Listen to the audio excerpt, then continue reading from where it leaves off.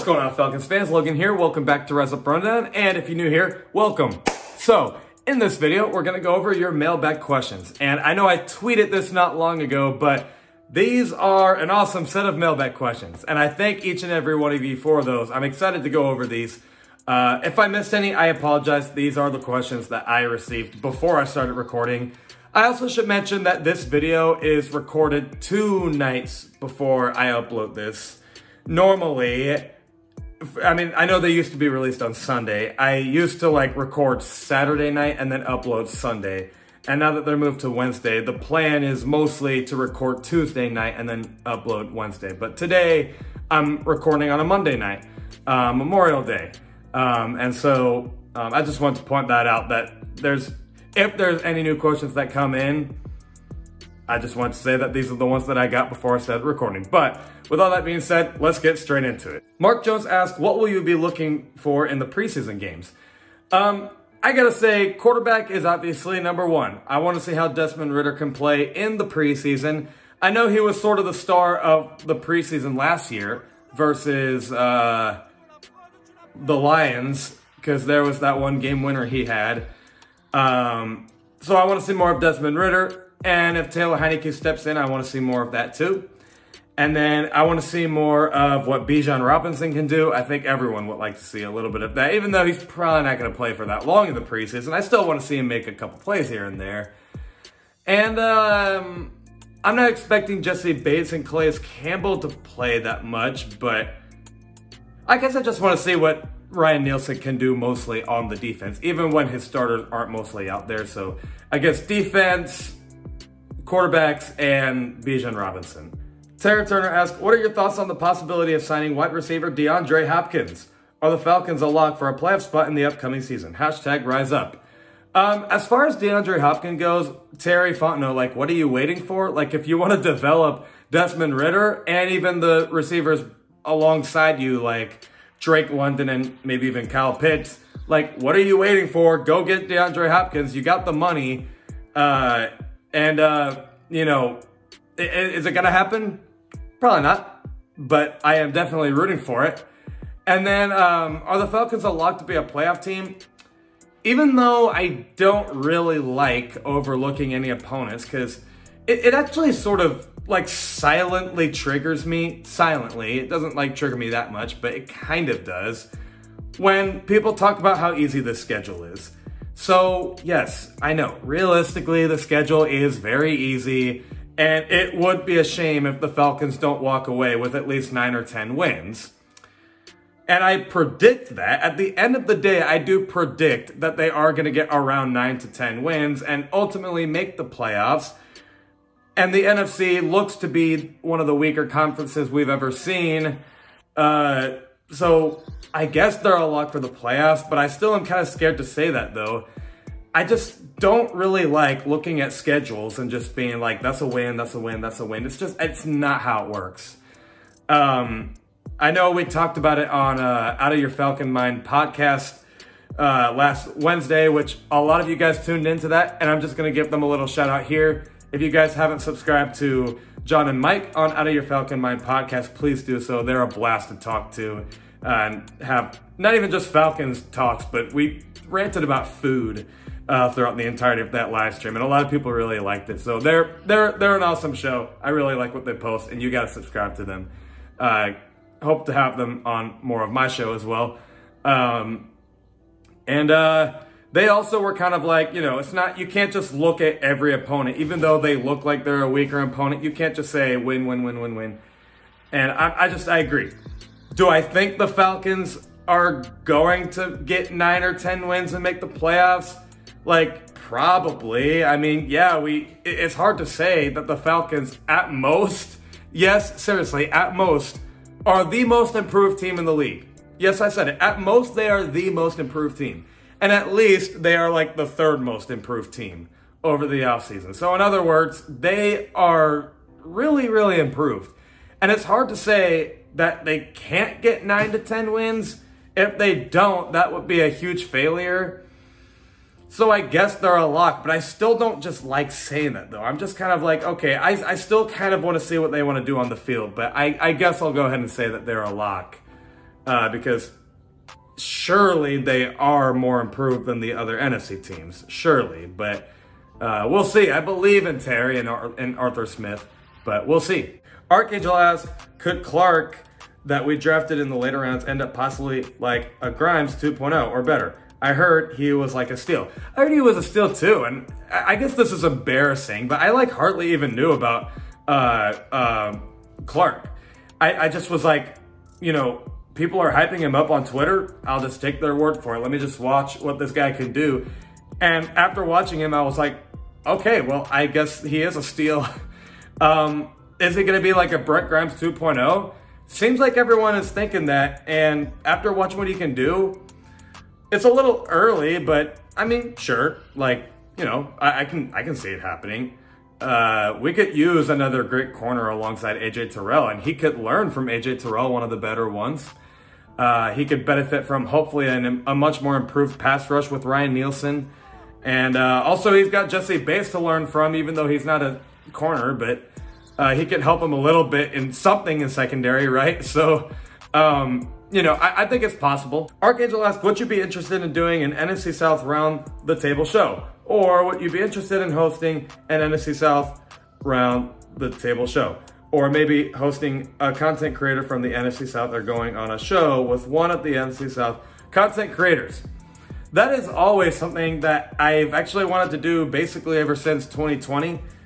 Because I've seen, it's not even just with the NFC South. I've seen those types of videos with like the NFC West or something. Like I didn't really watch the video mostly. I kind of just like wanted to see, I like skimmed through just to see like a good glimpse of what they're talking about. And I don't know, I thought it was kind of cool that there was like a Cardinals, Seahawks, 49ers, and Rams fan. Or was it the NFC? Either way, like whatever I watched, it just wasn't the NFC South. And I just thought that was a cool idea. I saw, who was it? I think it was Jude Talk Sports years ago in a Around the Table NFC South show, and I thought that was kind of cool as well. And yeah, I would totally be down to do that one day. I've been on only one NFC South Rivals show, and that is the awesome James from Mr. Bucks Nation. I've been on his show a lot, and I'm going to give him a shout out as well. If you haven't subscribed to him and watched his channel, I really look up to him, and you should give him a sub. I think he's a really good content creator. He's one of the content creators that I kind of look up to mostly because one day I would like to interview a player or a coach, and just watching what he does, I'm like, so he's really good at what he does. And I just like to look up what he does and just kind of prepare myself for when that day could happen. Or like, even outside of that, like just posting daily consistently. Like he's a really good content creator and a really good guy as well. And he supports my Tampa Bay Rays. So that's also a plus. But yeah, I've been on his show, and I guess I was kind of on a Saints channel, and I mean, not really in a good way. Like there was, this was years ago. This was like 2019, but when I made the Why I Hate the New Orleans Saints video, there was a Saints YouTuber that actually like sort of made fun of my video. So I don't know if that counts as being on a Saints channel, but I mean, you know, like it'd be awesome to find a way to bring in any NFC South content creator and bring them onto the show and give the Falcons fans a better understanding of who we're facing, I think. Because the NFC South, even though the Falcons, I mean, they should win this division, right? Like, they're the most improved team in the league at most, at least in my opinion. But this division is still not some lock for the Falcons to win. I really do think that the Bucs are still a challenge. The Panthers are a challenge. And do I think there's a possibility we could sweep the Saints? Sure, but still not a team to just, you know, overlook too much. And so it'd be awesome to just maybe get to know those teams a little more. But yeah, that would be awesome. Archangel asks, who will have the best season this year out of all our new additions from free agency and the draft? Pick one player. Oh, man. Bijan, do I want to say Bijan Robinson or do I want to say Jesse Bates? Because I think last time I said Jesse Bates was going to be the best free agent acquisition we got because he's just talented, and then hopefully he can benefit from a great pass rush from Ryan Nielsen, and the secondary players around him are probably the best he's ever worked with. But if it's not Jesse Bates, I'll go with Bijan Robinson because it's a similar story. I think he's got a great coach to really develop him in Arthur Smith. He really wants his Derrick Henry of Atlanta, so great coach to work with. He's got a great surrounding talent to work with, like Tyler Algier and Cordell Patterson, even the O-line, and even the receivers can block for him. And people are already saying that Bijan's some Hall of Fame player. I guess I'll take their word for it, but I guess I'll go Bijan. Archangel asks, could a lot of people like yourself and the media be possibly sleeping on what Desmond Ridder and what he could be bringing to the table this year? I mean, the man is out there grinding the best he can, and he is already becoming a great leader. He's gained weight. He's one of the first to get to camp and one of the last to leave camp, studying and practicing the game, reminding you of someone, Matt Ryan too. You know who else it reminds me of is Tua on the Dolphins. Because he also, to me, has a similar story. Like, Desmond Ridder sounds very similar to Tua, where, like, people, like, kind of gave up on him really quickly because Tua didn't have the big strength that he does now. Sure, he struggled a little bit early on, but he just needed the right coach and the right players to really develop, and barring any injury that we really hope doesn't happen to Tua again, Tua looks like he could be the guy for Miami. And I do think, and by the way, Tua, I think, is another one of those players that would show up to practice early and all that, just like the great Matt Ryan would. And Matt Ryan, I mean, maybe not in his first year, but I think in his second year, he didn't really have the best year. And then, obviously, you know, he bounced back. 2015 didn't really have a great year, won MVP the next year. And so Desmond Ridder, if he has the traits that Matt Ryan and Tua have, I can totally see it happening. And maybe he just does need the right coach and the right players around him to work with. And yeah, I think he's got that. Like, I think he's got Bijan to throw the ball to at times. Or if he just wants to take a break from throwing the ball, he could just give Bijan, Tyler, or Cordell Patterson the ball and just see where they go with it.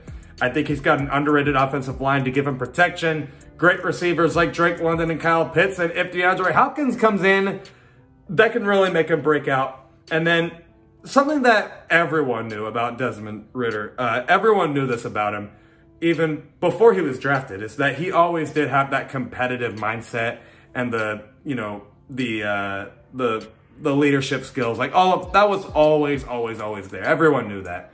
And so if he just keeps it up, then sure, I can see it happening. And I have always believed in Arthur Smith to turn careers around. Maybe this could be it for Desmond Ridder. That one Falcons fan asked, which game is bound to be a top 10 of the season?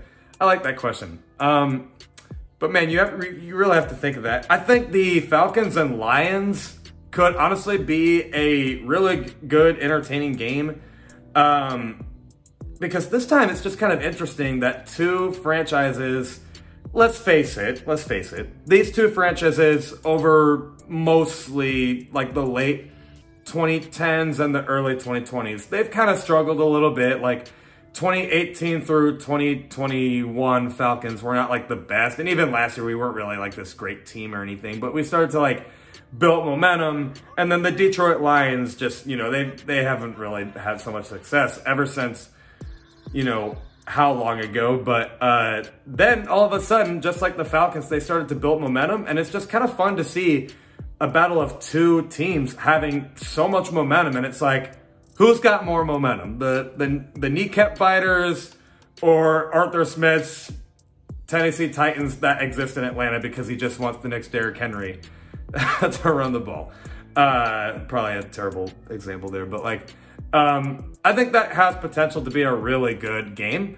Yeah, honestly, I will have to go with that game. I think that's going to be fireworks. Detroit and Atlanta have an incredible offense to work with. Defense, well, we just took Jeff Okudah from them, so Jeff Okudah could have a revenge game there. You know, two good pass rushes coming in, like with Aiden Hutchinson and then Calais Campbell and Grady Jarrett and Ryan Nielsen. Like, it could be a pretty entertaining game, I think. Crazy Country Boy asks, dumbest thing you hear other Falcons fans say. Personally, the dumbest thing I've seen is when referring to QB play is that they'd rather be excited and lose than bored and win. I'm gonna re-record my answer for this. Last night, I answered the question, but I felt like I overcomplicated it, and so I'm gonna try this again in the morning and just make it a lot more simple. But simply put, I'm not a big fan of when people still diss on Kyle Shanahan.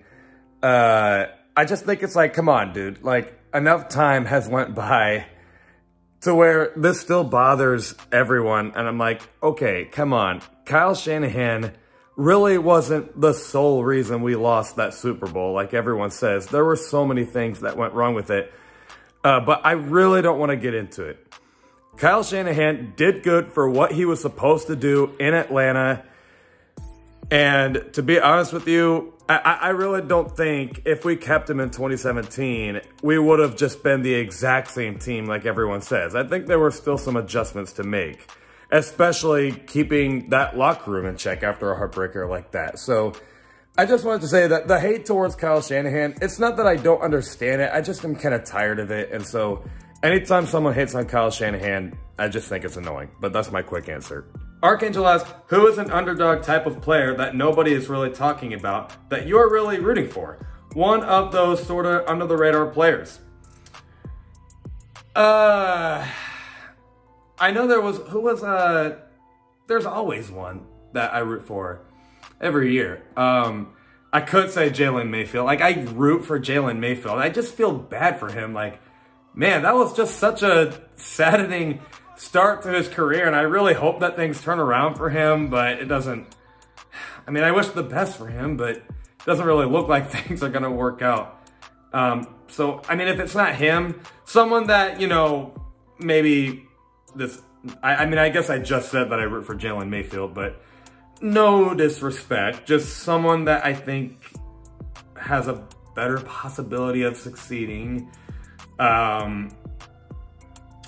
I'll go ahead and say, I mean, so my answer would probably be Jeff Okudah. Now, it's funny because on Out of Your Falcon Minds podcast, it's funny because he also was the one guy where I said, if there's one guy to screw everything up, because let's be honest, there's always that one guy. I can see it being Jeff Okudah because he has always had a bit of an inconsistent NFL career. But with that being said, I also think there's a possibility that he could be the guy that does exceed expectations. This is from The Real Patman on Twitter, so I'll give him credit.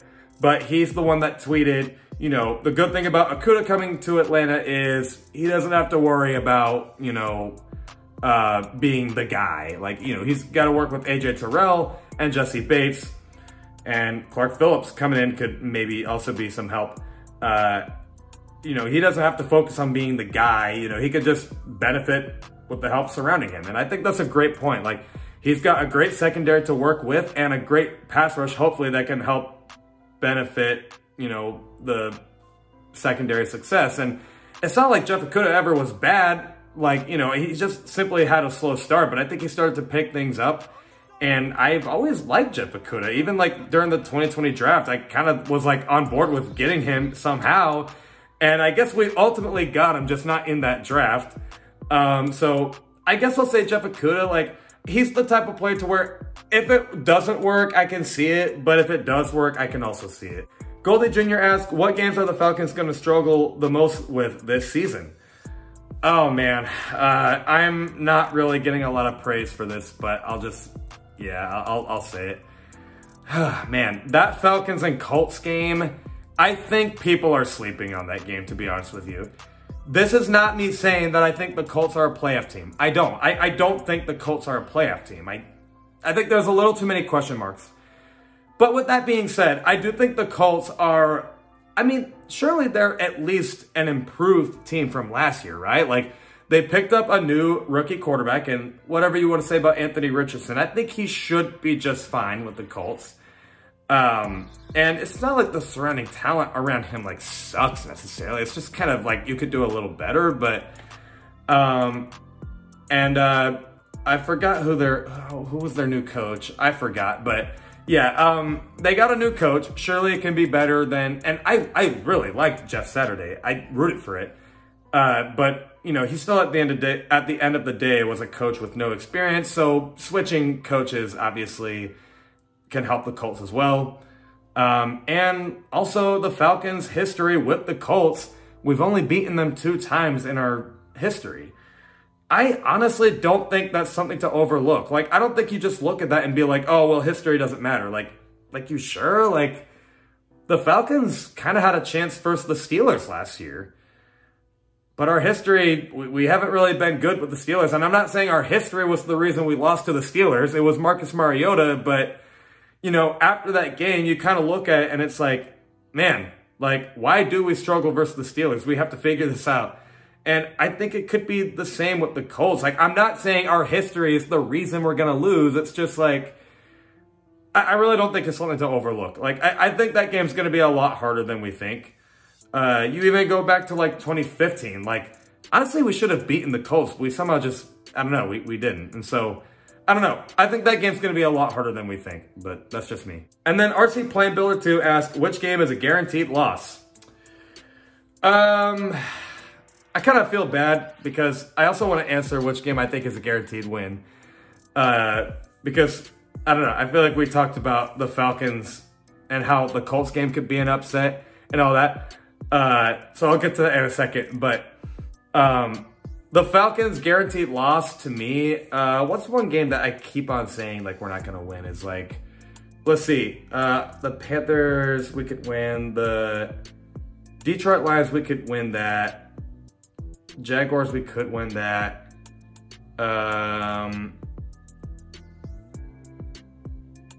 I think well, let's look this up. I'm gonna look at their schedule. I'm gonna look at their schedule and see. Let's look. I can't even speak for my life. Let's look at this. The Vikings, I think, maybe is a guaranteed loss.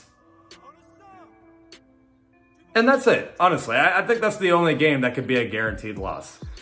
Because the Vikings are like, I mean, yeah, they're not heading in like the best direction ever, but I mean, I don't know. Like, they're a pretty good team to face. But even that game, like, we could win. Because, again, the Vikings are kind of aging a little bit.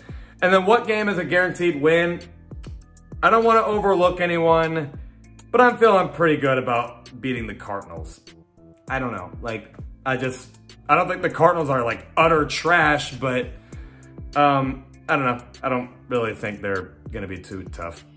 But, let me know what you guys think in the comments below, and I will see you guys with a video this week if I post a short. But mailbag questions are going to return next Wednesday. Hope you all enjoy the rest of your day, and as always, rise up.